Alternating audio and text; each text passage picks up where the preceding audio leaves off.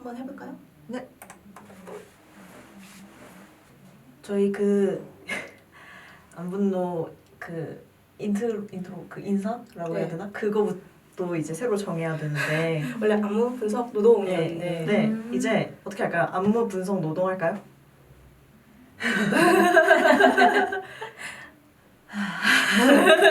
얼추만에 오랜만에 하나니까 아이돌로지 유튜브 채널 컨텐츠 안무 분석 노동. 노동. 다시 할게요.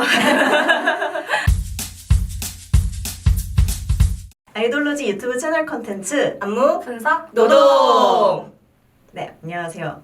아이돌로지 유튜브 채널 컨텐츠 안무 분석 노동이 시즌2로 돌아왔습니다. 와.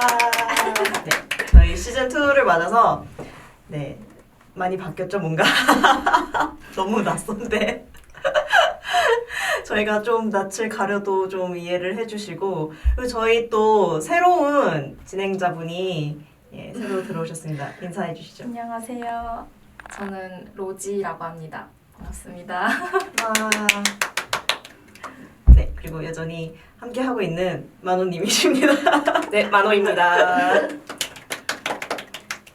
그리고 저도 이제 여전히 진행을 하고 있는 조은재라고 합니다. 저희가 그 전 시즌에서 지금 상당한 텀을 두고 시즌2로 새롭게 개편을 해서 찾아뵙게 됐는데 저희 그 전 시즌에서 예고를 사실 했었죠, 미리. 저희가 아이즈원을 하겠다고 네, 해놓고 리뷰를 한다고 해놓고 아이즈원의 라비앙 루츠를 분석해보도록 하겠습니다.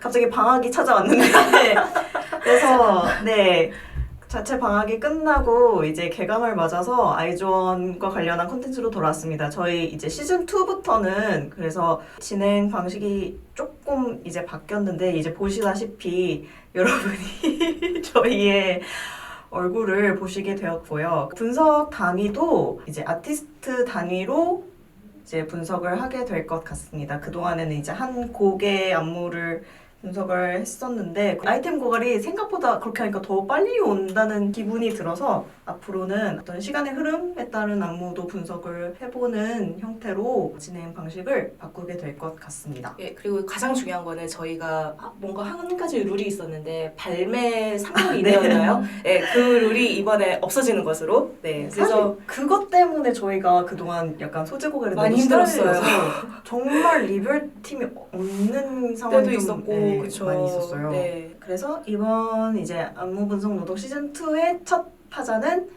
아이즈원이 되겠습니다. 네. 네, 그래서 이제 아이즈원의 타이틀곡 위주로 이제 분석을 해볼 건데요. 타이틀곡이 지금까지 한국에서는 두 곡이 나와 있습니다. 이제 라비앙 로즈랑 비올레타인데요. 또 최근에 저희 만호님이 디제잉을 시작하셨는데 DJ 만호님이 아이즈원의 음악적인 부분에 대해서 어떻게 또 감상을 하고 계셨는지 BPM이라는 것이 있는데요. 비트 퍼 미닛이라고 갑자기 음악 공부인데 역시 DJ답게 BPM부터 그래서 분마다 비트가 얼마나 있는지에 따라서 그 곡의 템포가 결정이 된다고 간단히 보시면 돼요. 그래서 라비앙 로즈가 116 bpm이고요. 비올레타가 115 bpm이고 둘이 큰 차이는 없어요. 사실 어떻게 보면 라비앙 로즈가 좀 빠른 편인데 비올레타 곡은 더 빠르게 느껴지잖아요. 그래서 라비앙 로즈가 어떻게 보면은 정 사이에 동이 있다고 하면은 저는 비올레타는 반대로 동 사이에 정이 있는 느낌이라고 생각을 했거든요. 일단 비올레타가 안무도 그렇고 곡도 굉장히 동적이에요. 그죠? 굉장히 역동적이고 그래서 대부분의 동작이 좀 상대적으로 느릿하고 좀 정적인 가운데 주요 부분만 좀 빠르게 몰아치는 경향이 있었던 라비앙 로즈와는 달리 비올레타 같은 경우에는 전체적으로 굉장히 빠르게 몰아쳐요. 그 비트도 굉장히 빠르게 쪼개지고 근데 그 사이에 정적인 동작이 이렇게 약간 날개를 펼치는 동작이 있다든가 하는 식으로 흘러가는 게 비올레타와 이 라비앙 로즈의 차이라고 볼 수 있을 것 같습니다. 확실히 저도 약간 보면서 비올레타가 약간 새를 형상화하다 보니까 좀 더 빠르다라는 느낌을 조금 받긴 했어요. 그런 생각 안 하셨어요? 네. 저희가 이렇게 네. 치고 들어가면은 바로바로 받아주셔야 돼요.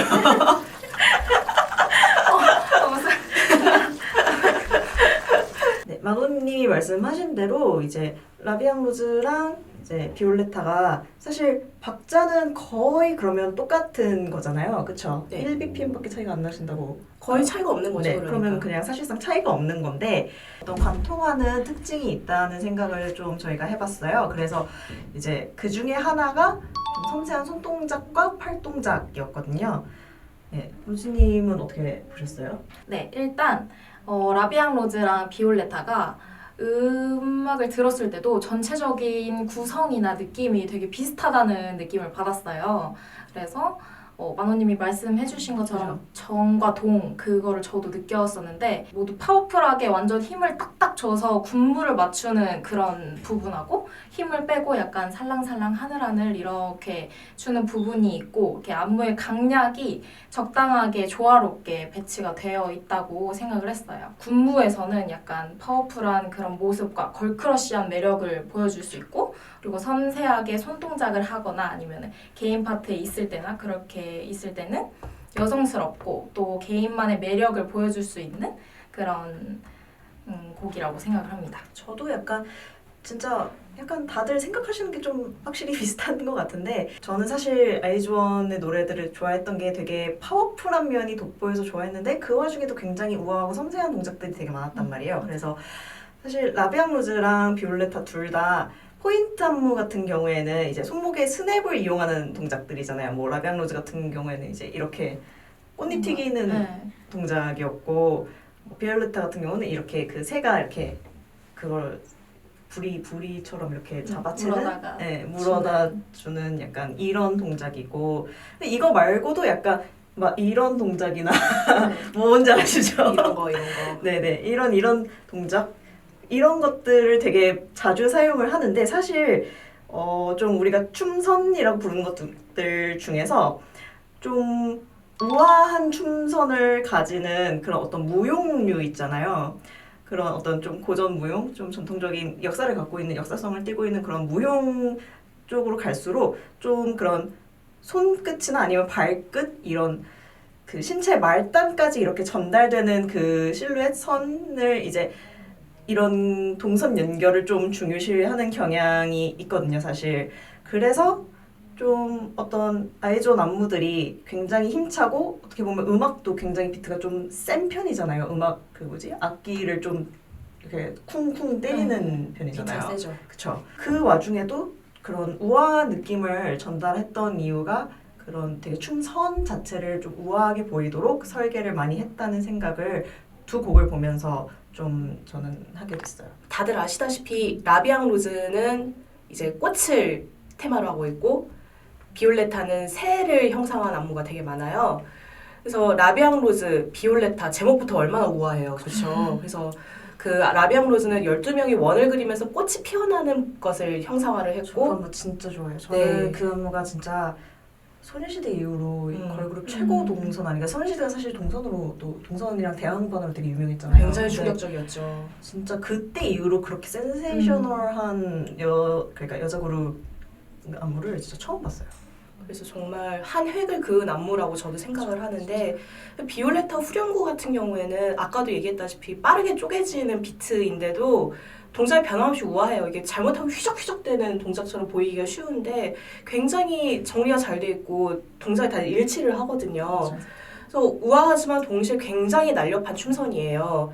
그래서 소위 말하는 또 구멍이라는 게 사실은 없거든요. 맞아요. 역시 이게 서바이벌 출신이라서 그게 그렇죠. 확실히 큰 것 같거든요. 그리고 그 중에 3명이 일본인 멤버인데 일본인 멤버들이 현지에서 굉장히 짬바가 또 있으신 분들이기 때문에 웬만한 아이돌들보다 굉장히 길어요. 맞아요. 그래서 수익력이 정말 고르게 좋기 때문에 또 사실 가능했던 구현력이 아닌가라고 생각을 하고 그래서 진짜 유능한 경력직들. 경력직 아이돌. 아이돌 경력직. 믿고 쓰는 네. 경력직 아이돌. 그래서 라비앙 로즈는 꽃을 형상화를 하고 있고 그다음에 비올레타는 새를 형상화를 하고 있는데 굉장히 직관적으로 가사의 의미를 전달을 하고 있어요. 비올레타는 이제 그 제비를 형상화를 했는데 제비가 이렇게 날아오르다가 불 위로 이렇게 뭔가를 잡아채는 보석 그런 거를 잡아채는 동작을 직관적으로 전달을 하고 있으면서 가사와의 그런 싱크로율을 높이고 거기에 스토리성을 가미를 한 거죠. 그래서 보는 사람들에게 강렬하게 강의되는 효과를 줄 수 있다는 점. 그쵸. 딱 라비앙 로즈 하면은 꽃잎 터는 춤. 뭐 비올레타 하면은 새 요거 부리춤. 약간 이런 식으로 딱딱 이렇게 한 번에 각인이 되게끔 만들어주는 효과가 확실히 있는 것 같아요. 시그니처가 있는 거죠. 그렇죠. 네, 아이즈원이 이렇게 좀 우아한 어떤 동작을 가지고 가면서도 또 되게 웅장하고 좀 힘차 보이는 되게 동선이나 대형을 좀 되게 다이내믹하게 쓰는 경향이 있어요. 그 12명이라는 사실 좀 대인원이잖아요. 12명도 10명이 넘어가면 저희는 보통 대인원이라고 생각을 하는데 그 12명의 대인원을 완벽하게 딱 짜 맞춰 넣는, 완벽하게 배치해내는 동선이라고 생각을 했어요. 비올레타 같은 경우에는 라비앙 로즈에 비해서는 또 페어 안무가 굉장히 자주 등장을 하는 편이에요. 그래서 그 양쪽에서 2명씩 짝지어서 등장하는 그런 안무가 라비앙 로즈 때보다도 조금 더 자주 등장하는 편인데, 그래서 이게 좀 더 단단해진 팀워크를 강조하는 것처럼 보이기도 하고, 그래서 저는 좀 되게 그게 좋게 와닿았던 것 같아요. 그리고 사실 그 전에 그 비올레타로 컴백하기 전에 이제 일본에서 아이즈원이 활동을 했었는데, 그때 타이틀곡이었던 그 스키도이와 세타이라는 곡이 좀 전 되게 재밌게 생각을 했던 게, 그 파트가 아이즈원 멤버들의 이 프로듀스 48 그 경연 당시에 최종 순위 있잖아요. 그 순위 순서대로 파트가 등장을 하더라고요. 그래서 저는 이게 되게 신기했는데, 사실 이런 파트 배분 방식이 그 원래 그 아이즈원 일본 멤버들의 원래 이제 팀이었던 AKB48의 그 파트 배분 방식을 거의 그대로 갖다가 쓰고 있는 거거든요. 그래서 노래는 완전히 AKB식으로 부르고 있는 건데, 사실 안무 분위기만 놓고 따지면 라비앙 로즈나 아니면 비올레타랑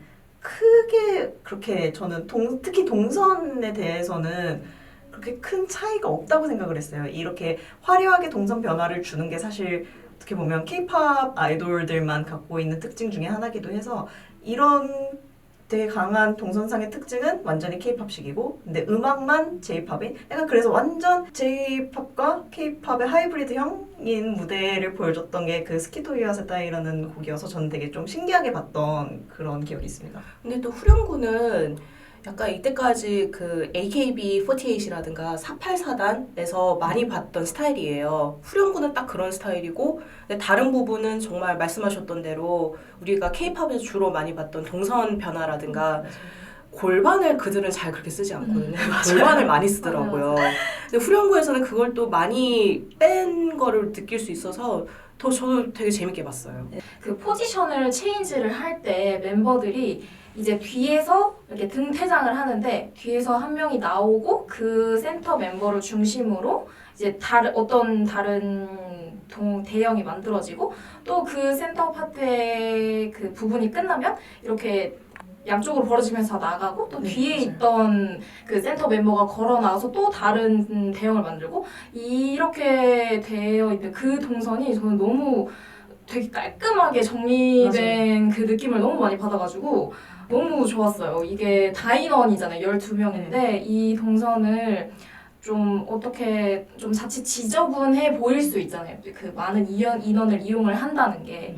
근데 이거를 그 센터 멤버한테 확 집중이 될 수 있도록 옆에서 다른 멤버들이 서포트를 딱 잘 중심을 막 받쳐주면서, 또 멤버 수를 적당히 나눠서 이렇게 활용을 한 게 또 이 다인원 그룹만의 동선을 활용을 할 수 있었던 그런 게 아니었나. 그래서 저는 그 뭐 음악 방송으로 보는 것보다 직캠 영상으로 보는 게 더 이게 너무 짜릿했어요. 되게 이렇게 확 나왔다가 또 만들었다가 이렇게 싹 들어가면서 만들어지는 그거 자체가 이게 진짜 그 대형 동선이 예쁜 그룹들의 특징인 것 같아요. 직캠이 더 재밌는 거. 네, 맞아요. 맞아요. 직캠이 원래 상대적으로는 카메라 무빙이 없으니까 네, 그게 빠지니까. 더 재미가 없어야 되는 건데, 네, 저는 이게 너무 좋았어요. 그 직캠으로 볼 때 확실히 그 쾌감이 있어요. 정말 그 동선이 딱딱 맞아 떨어질 때 그 사람이 느끼는 본능적인 쾌감. 네, 맞아요. 그리고 저는 그 아이즈원의 그 등퇴장한다는 그 얘기 있잖아요. 이게 그 등퇴장하는 과정에서 되게 센터로 등장하고 사이드로 빠지는 이게 약간 좀 반복이 확실히 되거든요. 그래서 근데 사실 그 동선을 어떤 멤버한테 주목시키는 동선을 반드시 센터에 줄 필요는 없잖아요, 사실. 그렇죠. 근데 확실히 그 프로듀스 출신이라 그런지 센터의 중요성을 굉장히 역설하는 퍼포먼스라는 생각을 조금 저는 해봤어요. 그래서 아까 깔끔해진 동선을 말씀을 하셨는데, 이게 사실 아이즈원이 멤버가 체격차가 꽤 커요. 그래서 가장 최단신이 야부키 나코고 150cm라고 그 프로필상으로는 나와 있고요. 최장신이 안유진과 장원영이에요. 169라고 나와 있고요. 그러니까 거의 20cm가 차이가 나는 거죠. 이게 설레는 키 차이. 다이너 그룹에서 사실 이게 자칫하면 굉장히 치명적인 단점이 될 수가 있는데 그것을 사실 모든 멤버가 보이도록 배치를 하는 게 그래서 쉽지 않은 과제였을 거예요. 진짜 뒤로 가면 안 보이니까. 그렇죠. 그래서 눈높이에 차를 두거나 아니면 앞뒤로 이렇게 나누거나 앞줄에 있는 멤버들이 앉도록 하는 게 굉장히 저는 현명한 전략이라고 봤고요. 라비앙 로즈에서 클라이맥스 부분에 보면은 나코가 딱 센터로 치고 나오는 동작이 있죠. 그거를 삼각대요. 팬분들이 낙실점이라고 부르더라고요. 이게 소실점인데 나코가 중앙에 있는 소실점이라고 낙실점이라는 별명으로 부르더라고요. 네, 재밌었어요. 좋아요. 네, 그래서 그 야부키 나코가 센터로 등장하는 장면 역시 저는 그런 수의 하나로 볼 수 있지 않을까라고 생각을 했습니다. 특히나 더 좋게 봤던 거는 일단 12명의 멤버 한 명 한 명 그 개성을 전부 다 살릴 수 있게 도와주는 그런 안무라고 저는 생각을 했어요. 낙실점도 그렇고. 네, 약간 그런 느낌으로 약간 채연이가 센터일 때는 완전 그 채연이의 그 메인 댄서의 역량을 최대치로 발휘할 수 있게 센터로 당당하게 걸어 나와서 뭔가 파워풀한 동작을 한다던가 아니면 사쿠라가 센터에 있을 때는 그 날갯짓 하는 그 부분 아시죠? 네. 그 부분이라던가 아니면은 민주 파트에서는 민주 한 명이 이렇게 동작을 하고 뒤에서 8명이서 그 멤버를 받쳐주듯이 데칼코마니를 하듯이 이렇게 살짝 겹쳐지는 그 부분이 있어요. 그것도 이렇게 그렇고. 마임하는 동작. 네, 맞아요. 네. 네. 거기라던가 아니면은 또 은비나 유리처럼 그 메인 보컬의 위치에 있을 때는 전부 다 칼군무를 하고 그 보컬이 받쳐주는 권은비나 조유리 같은 그런 메인 보컬 얘기를 하셨는데 제가 또 한 가지 좋게 봤던 거는 이렇게 대형이 있고 보통은 메인 보컬을 한쪽으로 빼놓는단 말이에요. 메인 보컬 고음 발사를 할 때. 네, 그쵸, 지를 맞아요. 때. 네. 근데 저는 그 대형을 사실 그렇게 선호하는 편은 아닌데 아이즈원 같은 경우에는 예를 들어 라비앙 로즈 같은 경우에는 조유리가 고음을 쓰는 부분에서 이제 안유진이 등을 대고 있어요. 다른 멤버들은 원을 그리고 있고 그 안에 안유진과 조유리가 이렇게 등을 대고 있는데 조유리가 이렇게 고음을 발사를 하다가 뒤쪽으로 자연스럽게 빠지거든요. 전 그 내용이 정말 너무 좋았고 비올레타에서도 이 조유리가 고음을 딱 발사를 하면서 이런 동작을 하는데 멤버들이 다 같은 동작을 해요. 그래서 메인 보컬을 굉장히 이렇게 슬기롭게 숨기고 있는 그런 대형이 많아서 저는 그게 굉장히 좋았어요. 저도 느낀 게 음악에 그냥 맞는 안무를 만든 게 아니라 그 파트별로 멤버가 가장 돋보일 수 있게 그리고 잘 어우러지게 만들었다는 그런 느낌이 강하게 들었어요. 맞아요.